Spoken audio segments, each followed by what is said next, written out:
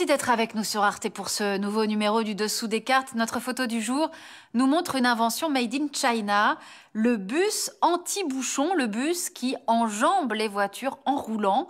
En Chine, 200 investisseurs y ont cru, ils ont même investi environ 23 millions d'euros. Dommage pour eux, il ne s'agissait que d'une opération publicitaire initiée par un homme d'affaires chinois spécialisé dans le bâtiment afin de récolter des fonds. Mais cette histoire, elle en dit long sur l'intérêt de notre époque pour ce qu'on appelle les nouvelles mobilités urbaines.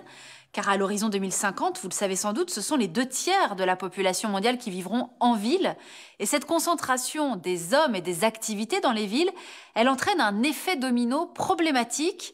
Étalement urbain et donc augmentation des temps de trajet et donc augmentation du nombre de voitures et de la pollution. Dès lors, quelles alternatives au tout-voiture? Quelles innovations? Sortons les cartes. À l'échelle mondiale, le parc automobile en circulation a presque doublé en 20 ans. Il est estimé aujourd'hui à presque 1,3 milliard de véhicules pour les 7,6 milliards d'habitants de la planète, répartis pour 31,9% en Asie, 30,8% en Europe, 25,3% en Amérique du Nord et seulement 3,5% en Afrique. C'est en Asie que la progression du nombre de voitures est la plus forte. Il a doublé au Sri Lanka, presque triplé en Inde, pas tout à fait quadruplé au Vietnam et plus que quintuplé en Chine au cours des 10 dernières années. D'ailleurs, dans le top 30 des villes les plus embouteillées, on trouve 16 villes asiatiques, dont 10 chinoises. Bangkok, Jakarta, Chongqing se placent en effet juste derrière Mexico, la ville la plus congestionnée au monde. De son côté, Paris est à la 35e place, loin devant Berlin, au 84e rang mondial. On le constate, l'engouement pour la voiture individuelle persiste dans les pays développés et se confirme dans les pays émergents ou en développement. Symbole de liberté par excellence et de réussite dans la plupart des régions du monde, l'automobile reste de loin le moyen de transport préféré des urbains. Alors concentrons-nous à présent sur l'Union européenne. En moyenne, 4 Européens sur 5 utilisent la voiture individuelle pour aller travailler, tandis que moins d'un usager sur 10 opte pour le transport en commun. Parmi les États membres de l'Union, c'est au Portugal, en Lituanie, aux Pays-Bas et en Slovénie que la voiture occupe la plus grande place. En France, la voiture reste de loin le moyen de transport préféré. Près de 82% des ménages disposent aujourd'hui d'au moins une voiture, pour un taux de motorisation estimé à 578 véhicules pour 1000 habitants. Mais contrairement à une idée reçue, tout le monde en France n'a pas de voiture. Les habitants des villes sont même moins équipés que la moyenne nationale. À Nice, par exemple, seuls 2 tiers des foyers sont équipés d'une automobile, à peine plus qu'à Bordeaux et à Strasbourg. Leur part chute même à 58% à Lille et 39% à Paris. De toute évidence, le taux de motorisation dans les villes dépend en grande partie de la présence, de la quantité et de la qualité des modes de transport dits alternatifs. En moyenne, les Européens passent en semaine près de 2 heures par jour dans les transports. En France, le temps moyen pour se rendre de son domicile à son travail est de 50 minutes chaque jour. Une durée qui grimpe à 68 minutes en Île-de-France et chute à 35 minutes seulement pour les habitants des plus petites villes, soit un rapport du simple au double. Alors que faire pour diminuer le nombre de voitures en ville et donc réduire la pollution de l'air? Plusieurs agglomérations se sont engagées à réduire leurs émissions de gaz à effet de serre et de particules fines dangereuses pour la santé de leurs habitants. Première solution, le péage urbain, instauré par plusieurs villes, dont Londres. La capitale britannique a mis en place en 2003 une taxe sur tous les véhicules pénétrant dans le centre-ville du lundi au vendredi de 7 h à 18 h. Elle s'élève aujourd'hui à 11,5 livres. Puis en 2017, le maire a instauré une nouvelle taxe de 10 livres par jour, la Toxicity Charge, pour les véhicules diesel et essence immatriculés avant 2006 et considérés comme trop polluants. Ces mesures se cumulent à la Low Emission Zone, mise en place en 2008, qui couvre la totalité de la ville 7 jours sur 7 et taxe les véhicules les plus polluants. Résultat, En rendant l'accès au centre-ville payant, les villes à péage urbain ont réduit de 15 à 20% le trafic automobile, mais ces mesures favorisent de fait les plus aisés. À Paris intramuros, une autre piste a été privilégiée pour réduire la pollution urbaine. Elle consiste à ramener la vitesse maximale autorisée à 30 km/h. Cela pose toutefois la question de la fluidité du trafic.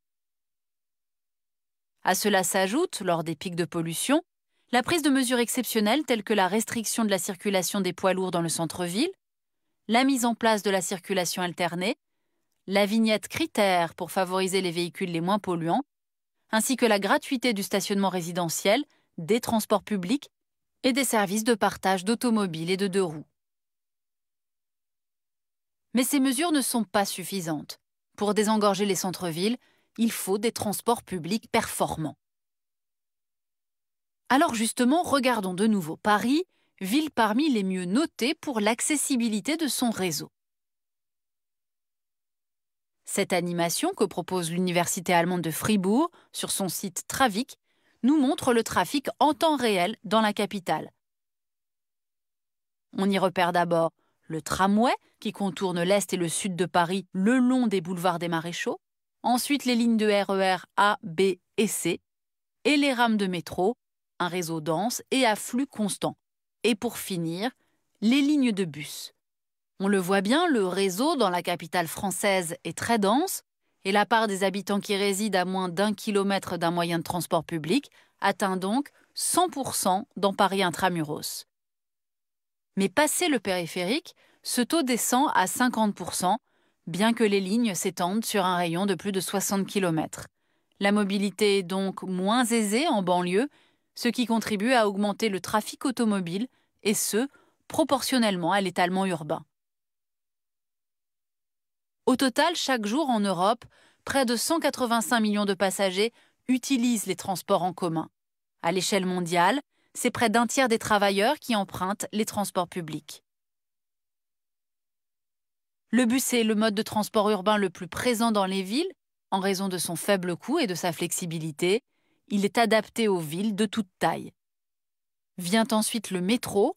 Plus de 150 villes dans le monde sont dotées d'un réseau de métro. 2 tiers de ces réseaux sont situés en Asie-Pacifique et en Europe. Le métro connaît une expansion considérable en raison de la croissance démographique et urbaine. Au total, entre 2000 et 2014, 194 lignes de métro ont été créées ou étendues. Viennent ensuite les tramways et le métro léger sur rail qui sont en plein développement et opèrent dans 388 villes du monde, avant tout en Europe et en Asie.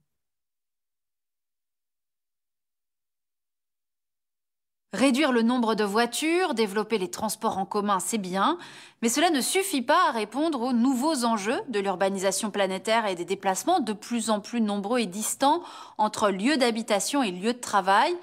Alors aujourd'hui ne cessent de se développer de nouveaux modes de transport alternatifs, covoiturage, partage de scooters, voitures, surtout dans les grandes villes des pays développés et en Chine. Par ailleurs, on va le voir, les villes tentent de redonner une place centrale à la bonne vieille bicyclette. Prenons l'exemple de Strasbourg qui s'est hissé en tête du peloton national et au 4e rang des villes les plus cyclables au monde. La particularité de son réseau est d'être relié au réseau allemand. C'est le cas par exemple de la piste des Forts, qui permet de se balader sur 85 km entre la France et l'Allemagne. À l'échelle de l'Eurométropole strasbourgeoise, de nouveaux aménagements pour vélos sont en cours de construction, notamment ce que l'on appelle les autoroutes à vélo, qui permettront de rejoindre les points les plus éloignés de l'agglomération, dont l'aéroport. De son côté, Copenhague, au Danemark, est la première ville au monde où les trajets à vélo quotidiens ont dépassé les transports en voiture. Alors tenez-vous bien, la ville estime que le nombre de kilomètres parcourus chaque jour sur ces pistes par les cyclistes s'élève à plus d'1 million de kilomètres. Cela correspond à plus de 33 tours de la Terre. Un chiffre impressionnant, mais si on le compare au nombre de bicyclettes qui entrent chaque jour en ville, cela constitue en moyenne 5 km par jour et par cycliste. À cela s'ajoute l'enjeu économique, c'est-à-dire le rapport coût-bénéfice pour la collectivité des différents modes de transport. Une étude conduite par la Cycling Embassy of Denmark a montré que pour chaque kilomètre parcouru à vélo plutôt qu'en voiture, la société fait en moyenne un bénéfice d'1 € sur le plan de la santé. À l'échelle de la région de Copenhague, on estime que cela conduit à environ 215 millions d'euros d'économies chaque année et à une réduction de plus d'1 million d'arrêts maladie. Donc, si vous êtes à bicyclette ou à pied, le bénéfice vous revient, vous prenez soin de votre santé et vous améliorez votre espérance de vie. On l'aura compris, la mobilité est un enjeu majeur d'une planète majoritairement urbanisée. De nouvelles pistes existent pour sortir de la dépendance excessive à la voiture classique. Finissons d'ailleurs cette émission sur une dernière piste, développer le télétravail et les horaires décalés. Cela limiterait en effet l'une des causes majeures du trafic en ville, le fait que nous ayons grosso modo tous les mêmes horaires de bureau, avec notamment le fameux pic des embouteillages dans les grandes villes avant 9 heures, heure moyenne de démarrage de la journée professionnelle d'un salarié, mais voilà qui ne ravira pas forcément les employeurs. Pour aller plus loin, les mobilités partagées, nouveau capitalisme urbain par Maxime Muret et le numéro 107 de la revue internationale et stratégique consacrée au transport et aux infrastructures. Ainsi s'achève ce nouveau numéro du Dessous des cartes. Rendez-vous bien sûr la semaine prochaine, même endroit, même heure. Et d'ici là, n'oubliez pas notre site internet arte.tv. À bientôt.